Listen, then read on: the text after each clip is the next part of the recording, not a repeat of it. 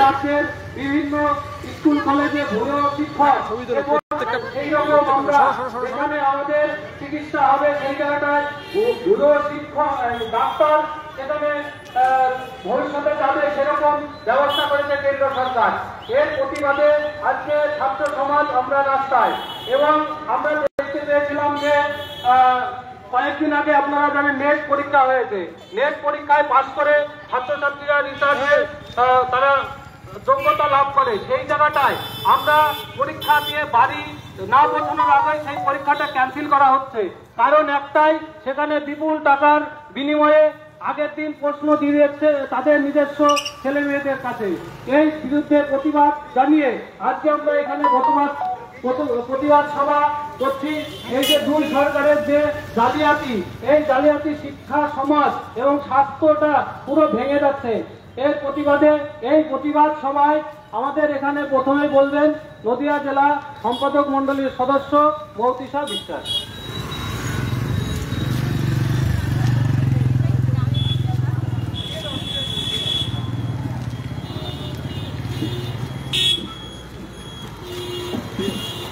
সাথী সভাপতি, এখানে উপস্থিত নেতৃত্ব কমরেড, পথচলতি সাধারণ মানুষ এবং এখানকার ছোট বড় ব্যবসায়ী যারা আমার কথা শুনতে পাচ্ছে, প্রথমেই সবাইকে জানাই ভারতের ছাত্র ফেডারেশন এসএফআই নদিয়া জেলার পক্ষ থেকে লাল সালাম এবং অভিনন্দন।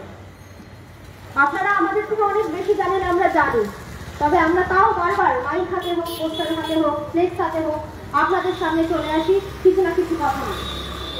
এবারে আমাদের যে দাবি আছে যে ইউজিসি নেট এবং নিট এক্সাম এই দুটোতেই দুর্নীতি হলো, নেট বাতিল করে দেওয়া হলো এবং নিট এক্সামে দুর্নীতি, যোগ চুরি, জালিয়াতি করছে। এই দুটো পরীক্ষা যারা নেয় এনটিএর বিরুদ্ধে যদি আমরা কথা বলতে আসি, সরাসরি কেন্দ্রীয় সরকারের বিরুদ্ধে কথা বলা হবে। আর যদি কেন্দ্রীয় সরকারের বিরুদ্ধে কথাই বলতে হয়, তাহলে কেন্দ্রীয় সরকারের যিনি মাথা নরেন্দ্র মোদী, তার কথা বলতে হয়। কদিন আগে নির্বাচন ছিল, আমরা জানি নরেন্দ্র মোদী পুরো গোটা ভারতবর্ষ ঘুরেছেন, বিভিন্ন রাজ্যে রাজ্যে গিয়েছেন, বিভিন্ন লোকসভায় ঘুরেছেন, ভোট চেয়ে বেরিয়েছেন, তার সাথে অনেক বড় বড় ভাষণ দিয়েছেন। ভাষণ দিতে গিয়ে তিনি কি বলেছিলেন? ভাষণ দিতে গিয়ে তিনি বলেছিলেন যে বিজেপি ব্যতীত যদি অন্য কোনো দল বা পার্টিকে ভোট দেওয়া হয় তাহলে তারা নাকি মা বোনদের মঙ্গলসূত্র বেঁচে দেবে, দুটো জমি থাকলে দুটো ক্ষেত থাকলে নাকি একটা ক্ষেত বেঁচে দেবে, আর দুটো গরু থাকলে একটা গরু বেঁচে দেবে। এইসব কথা তিনি বলেছিলেন, কিন্তু তিনি এই কথা বলেননি যে যদি ভুল করে একবার বিজেপি সরকার গঠন করে ফেলে তাহলে তারা এই গ্যারান্টি দেবে যে তারা প্রশ্নপত্র বেঁচে দেবে, তারা চুরি চুরি করবে, তারা কোনো শিক্ষা ব্যবস্থাটাই বেঁচে দেবে।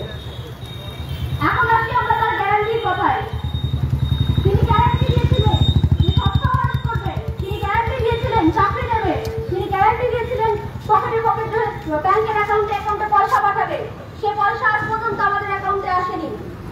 তিনি এই গ্যারান্টি দেননি যে তিনি সাদা খাতা জমা দিলেও পাস করিয়ে দেবেন। এই গ্যারান্টিটা আমরা এই সরকারের কাছ থেকে পেয়েছি, তার জন্য কিছু লোক অবশ্যই ধন্যবাদ করছে, কিন্তু আমরা ধন্যবাদ জানাচ্ছি না, আমরা তিরস্কার জানাচ্ছি। আজ তাহলে কাল যারা জালিয়াতি করেছে এবং এই জালিয়াতির সঙ্গে যুক্ত আছে কিংবা যারা সাদা খাতা জমা দিয়েছে, যেখানে 2022 সালে আপনাদের মতো 4 জনে রেকর্ড করতে পেরেছিল, সেখানে কোন জাদু বলে এই 2024 সালে 67 জনে 15 নম্বরে রেকর্ড করতে পেরেছে তা আমাদের জানা নেই। এই প্রশ্নটাই থেকে যাচ্ছে। পাশাপাশি আমরা এটাও দেখেছিলাম যে মেধা তালিকায়, নিট পরীক্ষার মেধা তালিকায় 62 থেকে 69 পর্যন্ত নাম থাকা ছাত্রছাত্রীরা, পরীক্ষার্থীরা, তারা প্রত্যেকে উত্তরপ্রদেশের একটি পরীক্ষা কেন্দ্রকে তারা বেছে নিয়েছিল তাদের ডেস্টিনেশন সেন্টার হিসাবে। এখন আমাদের প্রশ্ন হচ্ছে যে তারা কেন গোটা দেশের 16টি রাজ্য থেকে 1000-1500 কিলোমিটার পথ চলে এসে তারা ওই একটি মাত্র সেন্টারকে তারা বেছে নিয়েছিল। এবং এনটিএ পরিচালিত এই একটি সর্বভারতীয় প্রবেশিকা পরীক্ষাই নয়, নিট পরীক্ষার দুর্নীতির কথা সামনে আসার 24 ঘন্টার মধ্যেই আপনারা দেখেছিলেন নেট পরীক্ষার যে দুর্নীতির কথা সামনে এসেছিল এবং কেন্দ্রের যে শিক্ষা দপ্তর সেই পুরো পরীক্ষা বাতিল করে দেন। এবং এনটিএ পরিচালিত এই দুটো পরীক্ষাই নয়, গোটা দেশ জুড়ে হওয়া এনটিএ পরিচালিত 70টি পরীক্ষায় প্রশ্ন ফাঁসের অভিযোগ উঠেছে এবং তারপরে তার মধ্যে দিয়ে গোটা দেশের 2 কোটি ছাত্রছাত্রী তারা ক্ষতিগ্রস্ত হয়েছে।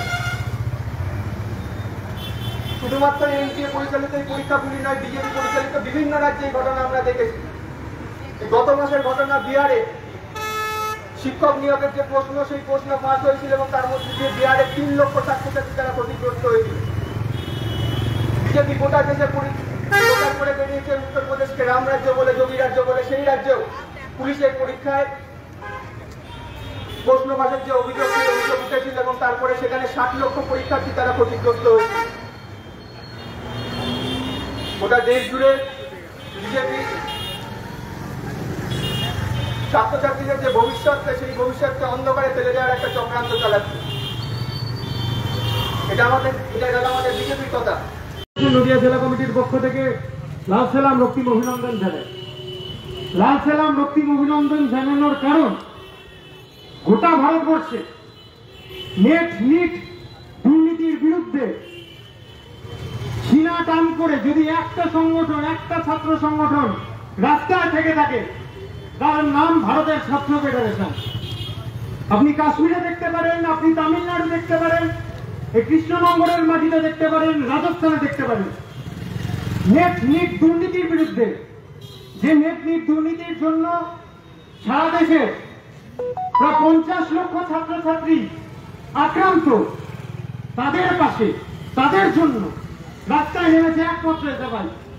এবার কেন নামতে হলো? সাধারণ মানুষের কাছে অনেকটা ক্ষেত্রে প্রশ্ন থেকে যাচ্ছে, এই নেট দুর্নীতিটা কি? যখন 4টা জুন সাময়িক বলছিল, 4টা জুন যখন গোটা দেশ দেখছে যে 400 বেলুন ফোলানো বিজেপি 240 এসে দেখছে, সারা দেশ যখন ফ্যাসিবাদী শক্তিকে খানিকটা দুর্বল করা গেছে, এই আনন্দিত, তখনই ঠিক সেই ফাঁকতালে 14ই জুন বেরোনোর যে কথা, যে রেজাল্ট, নিট পরীক্ষা অর্থাৎ ডাক্তারি পরীক্ষার রেজাল্ট, ডাক্তারিতে অ্যাডমিশন নেওয়ার যে রেজাল্ট, সেই রেজাল্ট 10 দিন আগে 14টা জুন বেরিয়ে গেল। 14টা জুন বেরোলো, ভালো কথা। কি দেখলাম? 720 নম্বর পূর্ণমান, 720 নম্বর পূর্ণমান 67 জন পেয়ে বসে আছেন। গত বছর, তার আগের বছর আর কি পেয়েছিল 2 জন, তার আগের বছর 2 জন। এই নিট পরীক্ষার ইতিহাসে প্রথম হওয়া তালিকা যদি সব এক জায়গায় করা যায়, তবেও 67 আনা যায় না, কিন্তু এবছর দেখা যাচ্ছে 67 জনই প্রথম হয়েছে। আচ্ছা, ভালো কথা, দেশের শিক্ষা ব্যবস্থা বিরাট এগিয়ে গেছে। 67 জন প্রথম হলো, তার মধ্যে একজন আছে যে ফিজিক্স পরীক্ষায় নিজের রাজ্যের উচ্চ মাধ্যমিকে 7 পেয়েছিল, 7 ফিজিক্স পরীক্ষায় পেয়েছে 7, নিট পরীক্ষায় সে টপার হয়েছে। তারপর কি দেখা গেল?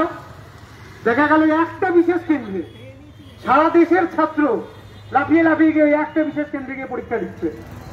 যখন খোঁজ নেওয়া গেল যে এই চক্রটা, এই পয়েন্টগুলো যখন এক জায়গায় আনা হলো, ধুয়ে যখন 4 করা হলো, তখন দেখা যাচ্ছে গোটা দেশ জুড়ে, কোথাও রাজস্থান, কোথাও উত্তরপ্রদেশ, কখনো বিহার, সারা দেশ জুড়ে প্রায় 45 কোটি টাকার স্ক্যাম, 45 কোটি টাকার দুর্নীতি হয়েছে। 45 কোটি টাকার দুর্নীতি হয়েছে।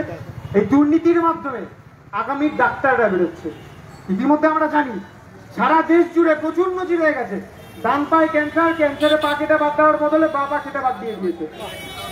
আগামী দিনে এই রোগ আরো যে বাড়বে না, তার কোন রকম নির্দেশিকা দেখাতে যাচ্ছেই না। বরঞ্চ আমার সামনে দিয়ে অ্যাম্বুলেন্স গেল, হসপিটালে যাচ্ছেন। এই নিট পরীক্ষা এবছর পাশ করা কোনো এক ডাক্তার 2030-35 সালে গিয়ে কি যে কিলো করবেন কেউ নির্দিষ্টভাবে বলতে পারছে না। নিট পরীক্ষার গন্ডগোলটা এখানে।